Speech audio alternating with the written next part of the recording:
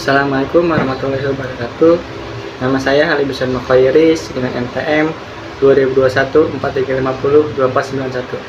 Di sini saya akan memberikan tutorial bagaimana cara menginstal open source Linux Ubuntu menggunakan VirtualBox. Oke, tanpa lama-lama kita langsung masuk ke tutorialnya. Oke, kita langsung masuk ke tutorialnya. Di sini kita membutuhkan satu aplikasi dan satu file. Di sini saya menggunakan aplikasi VirtualBox versi 7.0. Di Google banyak, tinggal ketik VirtualBox download. Lalu kita juga membutuhkan file ISO-nya. Di sini saya menggunakan Ubuntu. Di sini ada versi 22.04.3 yang gambar ubur-ubur dan versi yang 23.10 yang gambar rusak. Di sini saya menggunakan yang versi 23.10. Ukuran file sekitar 4,8 GB. Lalu setelah kita download keduanya, di sini pertama-tama kita membuka aplikasinya. Nah, setelah terbuka, di sini akan tampil seperti ini, Oracle VM VirtualBox Manager. Lalu setelah kita membuka aplikasinya, kita langsung klik New karena kita ingin membuat mesin baru. Di sini namanya kita beri contoh Linux Ubuntu. Lalu di bagian folder ini dimana file yang akan kalian simpan. Kalau saya nyimpannya di C user binyong VirtualBox. Kalau di folder ini bebas, suka-suka kalian ditaruh di mana saja. Lalu tipenya Linux. Untuk versinya 64 bit karena saya mendownloadnya yang 64 bit. Di sini juga tersedia yang 32 bit. Lalu kita next. Lalu di bagian base memorinya saya sarankan 4 GB. Di sini kalian tulis 4096. Ini bebas ya, yang penting jangan melebihi yang hijau-hijau ini. Kalau yang melebihi hijau-hijau ini akan terjadi nge-hang atau error saat kalian menjalankan virtual mesinnya. Lalu kita next. Nah, untuk bagian hard disknya saya sarankan 30 GB karena agar muat ketika kita menjalankan virtualnya. Kita next. Kita finish. Nah, kita sudah berhasil membuat mesinnya. Di sini kita belum menginstal itunya Linuxnya. Lalu setelah kita membuat mesinnya, di sini kita setting dulu. Kita klik setting. Di sini general, kita klik advance. Share clipboardnya kita pilih yang bidirectional, drag and dropnya kita pilih bidirectional.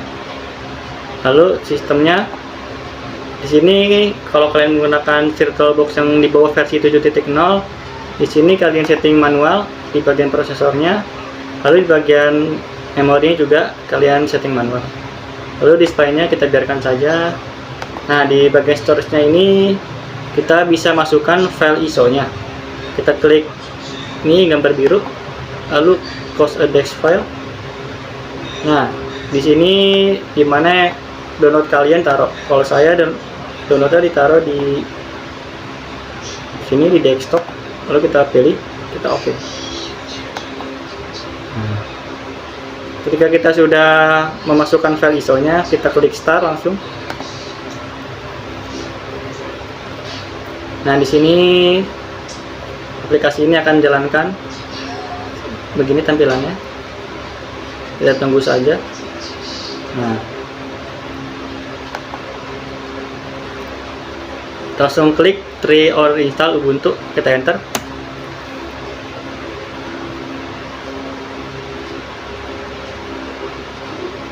Nah, di sini sudah masuk ke instalasinya.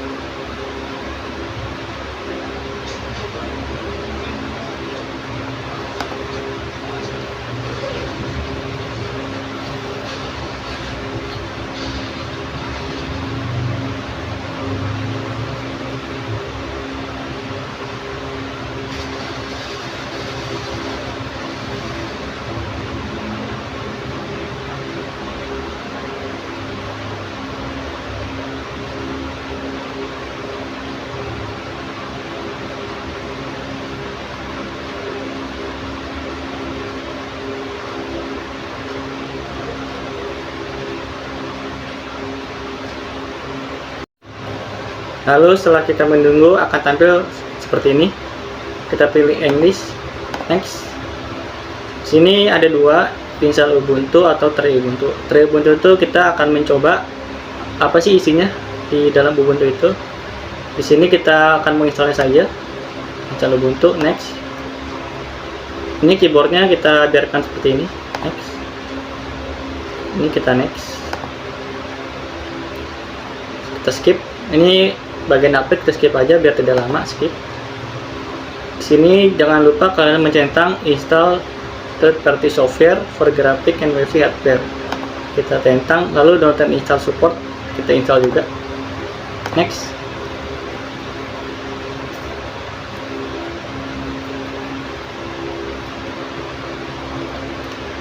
Lalu di bagian ininya kita next juga, kita pilih yang erase disk and install Ubuntu, kita next. Nah, di sini akan terbagi dua partisi, yaitu partisi SDA1 dan partisi SDA2. Lalu kita next.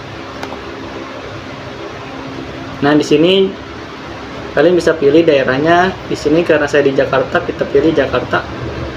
Next. Nah, untuk bagian nama kita pilih saja misalkan Haladi. Komputer name-nya Binyong.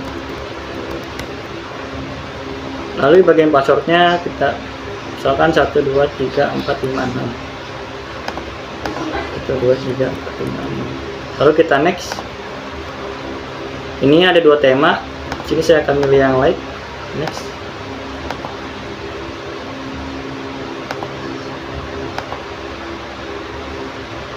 Nah, di sini karena prosesnya cukup lama, saya skip saja ya. Oke, setelah kita berhasil melakukan instalasi, di sini ada tulisan Restart Now. Kita klik aja Restart Now. Lalu VirtualBox ini akan otomatis ke reboot, bukan laptop kita yang ke reboot, tapi VirtualBox-nya. Kita tunggu saja.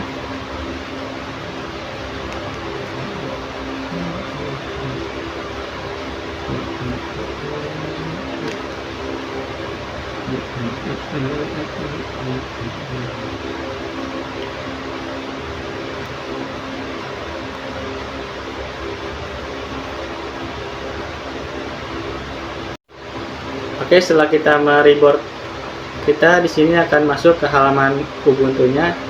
Kita masuk ke Halabi. Sini kita tulis passwordnya, lalu enter.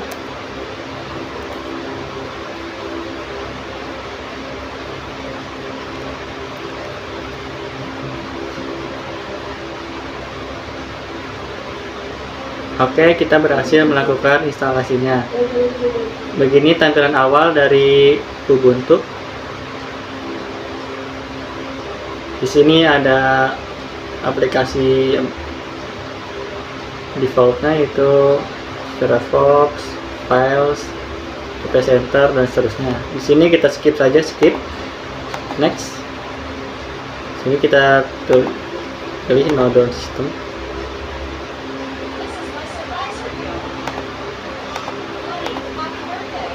Kita next, kita done. Nah, kita sudah masuk ke tahap akhir dari instalasi.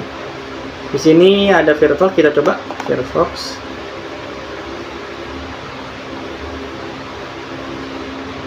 Oke, bisa berjalan dengan normal. Kita tulis YouTube. Oke, berhasil.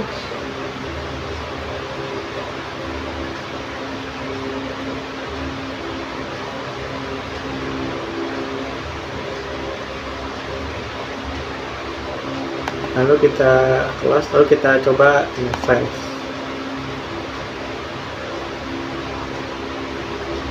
Oke, bisa close. Close. Di sini juga ada beberapa aplikasi default yang disediakan oleh Ubuntu.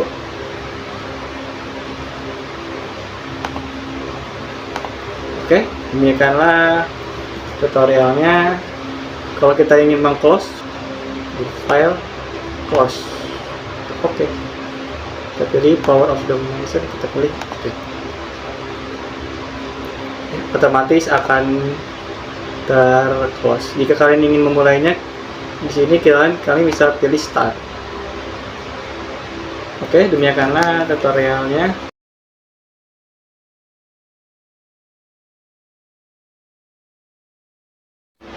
Oke, selanjutnya kita akan membuat dan menghapus folder dan file. Di sini kalian bisa klik kanan, lalu open in terminal. Nah, di sini kita berhasil masuk ke terminal. Kalian perbesar dulu biar kelihatan. Nice. Langkah pertama kita ketik sudo su. Ini fungsinya untuk masuk sebagai user. Kita enter. Nah, di sini masuk password. Kita masukkan password desktop kalian. Saya di sini contohnya 1 2 3 4 5 6, enter. Nah, lalu cd. Nah, kita berhasil login sebagai user. Apa sih contohnya? Apa sih tandanya? Tandanya itu hashtag. Oke.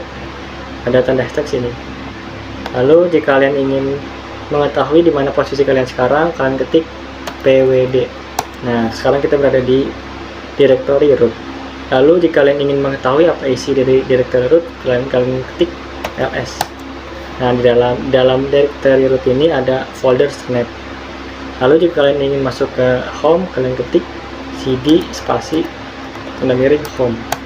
Kita berhasil masuk ke home. Oke. Sini kita clear dulu biar enak. Lalu jika kalian ingin mengetahui apa sih dari isi directory home ini, kalian ketik lagi ls. Nah, di sini ada folder halabi.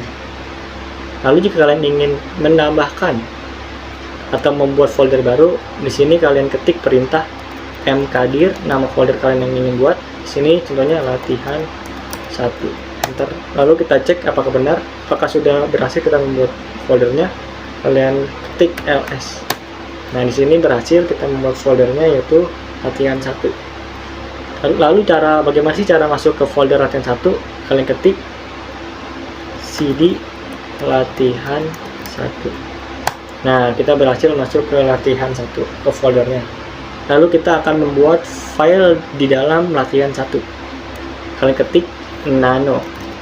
Nah, di sini membedakan, kalau ingin membuat file kalian ketik nano, kalau ingin membuat folder kalian ketik mkdir. Oke.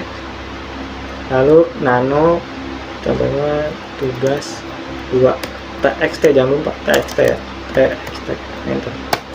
Nah, kita berhasil membuat filenya. Lalu ini isinya kalian tulis, contohnya tugas sistem operasi. Kalian ketik, kalian klik ctrl x, lalu save modif buffer, kalian klik y, lalu kalian enter. Nah, coba kita cek apa kita berhasil membuat filenya dalam folder latihan 1 setelah kita ketik ls. Nah, kita berhasil membuat file di dalam folder latihan 1. Lalu jika kalian ingin menghapus file tugas 2 txt, kalian ketik rm nama file, contohnya tugas 2.txt, kalian enter. Nah, coba kita cek ya apakah masih ada filenya. Kita cek ya guys. Nah, sudah tidak ada file tugas 2 txt ini tuh, sudah tidak ada. Lalu jika kalian ingin menghapus folder pada terminal ini, di Ubuntu ini, kalian ketik, coba kita bikin baru dulu, kita balik ke home, cd spasi lalu kita bikin lagi foldernya mkdir latihan 2, enter. Lalu kita cek. Nah, di sini ada 3 folder, yaitu halabi, latihan 1, dan latihan 2. Kita ingin menghapus folder latihan 2. Caranya yaitu ketikkan perintah rmdir nama folder latihan 2, enter. Lalu kita cek apakah benar kita menghapus foldernya ls, dan berhasil. Kita sudah berhasil menghapus file, menghapus folder, membuat file, dan membuat folder. Oke. Ini clear dulu biar enak. Oke, selanjutnya kita akan mengedit atau mengganti kata-kata di dalam file. Di sini kita masuk dulu ke foldernya, kita cek ls. Nah, di sini ada beberapa folder termasuk latihan 1, download dan lain-lain. Lalu kita cek, kita masuk ke folder latihan 1. Nah, kita sudah masuk, kita cek apakah sudah ada file di dalamnya. Di sini ada file tugas txt. Coba kita cek di file yang 1. Nah, di sini isinya ini adalah tugas sistem operasi. Lalu kita akan menambahkan atau mengedit dalam file ini. Caranya, kita klik gedit, nama file tugas 1 txt. Nah, di sini kita akan menambahkan kata-kata. Ini adalah tugas terakhir sistem operasi. Lalu kita klik save, kita close, kita clear dulu. Coba kita cek apakah kita sudah berhasil menambahkannya. Di sini kita klik file latihan 1. Nah, di sini kita sudah berhasil menambahkan atau mengedit kata-kata dalam file tugas 1 txt. Oke, begitulah cara mengedit atau mengganti kata-kata di dalam file.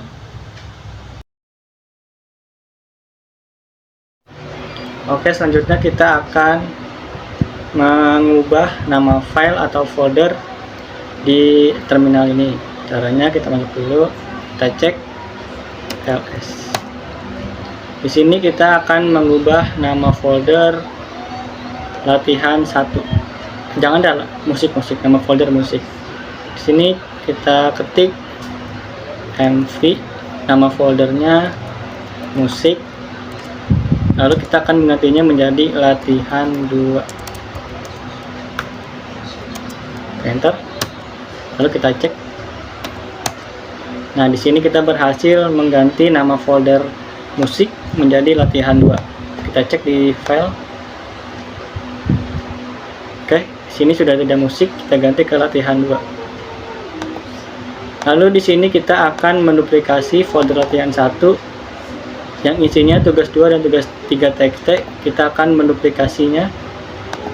Caranya yaitu kita ketik cp min r, nama folder yang ingin kalian duplikasi latihan 1. Lalu kita akan menduplikasi ke nama folder latihan 3. Kita enter, kita cek. Nah, di sini sudah ada folder latihan 3. Di sini kita lihat apakah sudah berhasil kita menduplikasinya. Latihan 1 isinya tugas 2 dan tugas 3 txt. Lalu folder latihan 3 isinya sama, tugas 2 dan tugas 3 txt. Lalu di sini kita akan mengganti nama file. Di sini nama file tugas 2 txt kita ganti menjadi, caranya yaitu mv. Kita masuk dulu ke foldernya, cd latihan 1. Kita cek filenya. Di sini kita akan merubah nama tugas 2 txt. Caranya ketik mv, nama filenya tugas 2 txt. Lalu kita akan mengganti ke tugas 5 txt. Kita cek. Nah, kita sudah berhasil merubah tugas 2 txt menjadi tugas 5 txt. Kita lihat di sini. Nah, di sini kita sudah berhasil merubah tugas 2 menjadi tugas 5 txt. Selanjutnya kita akan menduplikasi file. Caranya sama seperti menduplikasi folder. Kita ketik cp min r, nama filenya. Di sini kita akan menduplikasi nama file tugas 5 txt. Tugas 5 txt. Lalu kita akan menambahkan nama tugas 6 txt. Kita cek. Di sini sudah menambahkan tugas 5 txt dan tugas 6 txt. Coba kita cek di file. Nah, di sini sudah ada tugas 6 txt. Kita cek isinya. Ini adalah tugas sistem operasi, ini adalah tugas traktir sistem operasi. Lalu kita cek yang tugas 6. Nah, isinya sama. Ini adalah tugas sistem operasi dan ini adalah tugas traktir sistem operasi. Nah, itulah tutorial bagaimana cara mengubah dan menduplikasi folder dan file di Ubuntu. Lalu selanjutnya kita akan mengatur permission folder dan file. Sini cara menceknya kita ketik ll. Nah, di sini ada terdapat kode-kode rw, rr garis-garis.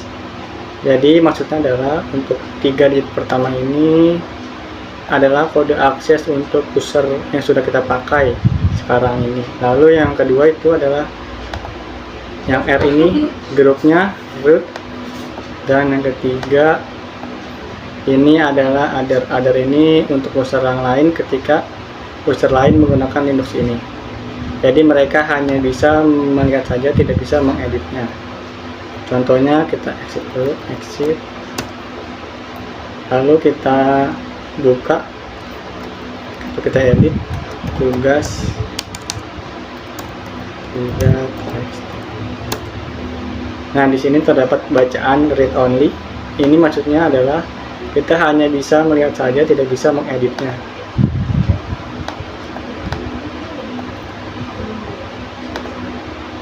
Walaupun sini kita klik ini sama saja, kita tidak bisa meng-save-nya. Jadi ini tidak akan berubah apapun di dalam file tugas 3 txt ini. Kita close. Caranya adalah kita mengatur permissionnya. Pertama kita masuk ke super access, kita ketik sudo. Nah, lalu kita ketik chmod. Nah, di sini ada beberapa kode. Itu ada 4 kode. Yang pertama angka 4 di sini maksudnya adalah untuk read only atau membaca saja. Lalu 5 untuk read dan eksekusi. Lalu 6 untuk read dan write. Lalu yang 7 untuk semua akses, yaitu read, eksekusi, dan write. Di sini kita akan ganti kode ini rw, rr menjadi 7 semua. Kita tik 7 agar bisa mengakses semuanya, yaitu read, write, dan eksekusi. 7. Lalu yang grup ini kita ganti 7.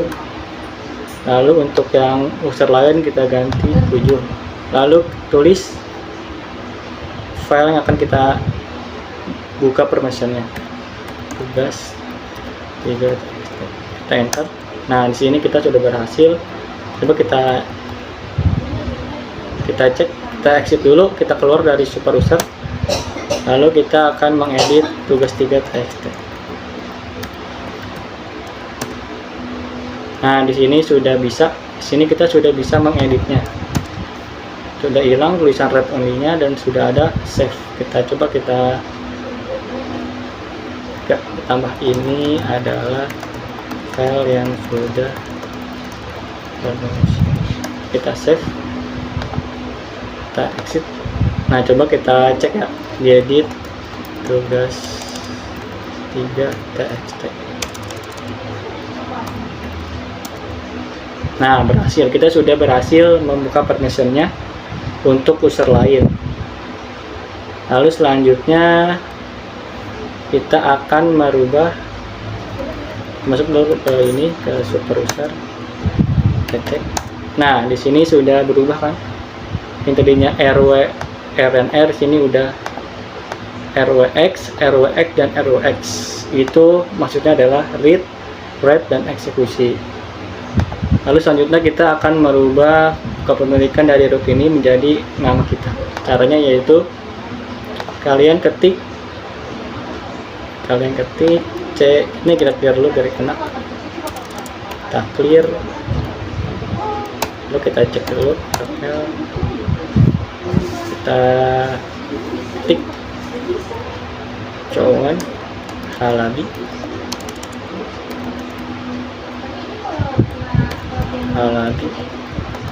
nama file tugas 3 txt, lalu kita cek URL.